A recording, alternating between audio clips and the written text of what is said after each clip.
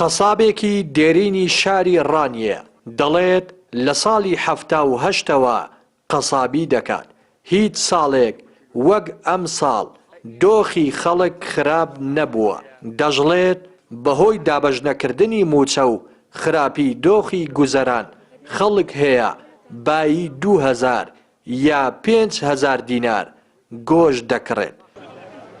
خراپی دۆخی دارایی کاریگەری لەسەر هەموو جومگەکانی بازاڕ و ژیانی هاوڵاتیان دروست کردووە.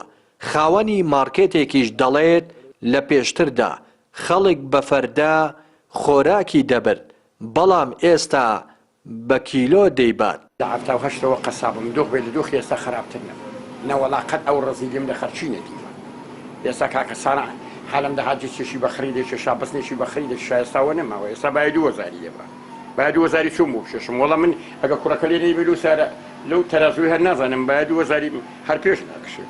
خەڵک ئێستا دێ خەڵک بە کیلۆشی دەبا ئەوەی نەشی بێ بە قەنەعەتەوە ینی شەکەی دەکات لەبەر چاوەڕێ معاشەکە دیار نییە.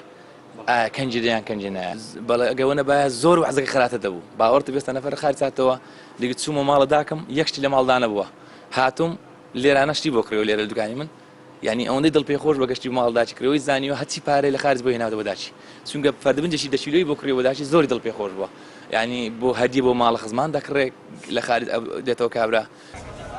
هاوڵاتیان دەڵێن هیچ دەسەڵات و حکوومەتێک وەک دەسەڵاتی ئێستا خراپ نەبووە. دۆخ و گوزەرانی خەڵک بە جۆرێک خراپە بەهۆی بێموچەیی خەڵک توانای نییە پێداویستەکانی ڕۆژانەش دابین بکات.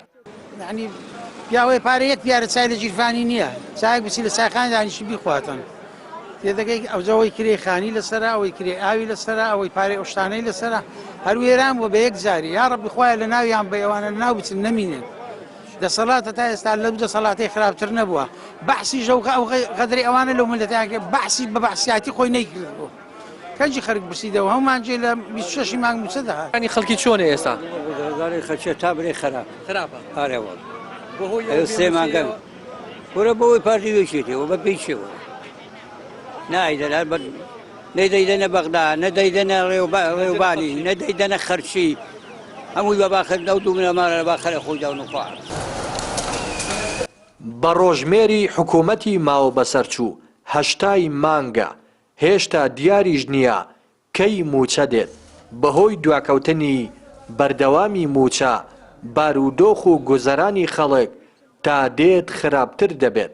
دەسەڵاتدارانیش خەمسارد و بێباکن کوردوەتەنی تێر ئاگای لە برسی نییە. ڕێناس ئەرسەلان کەناڵی پەیام ڕانیە.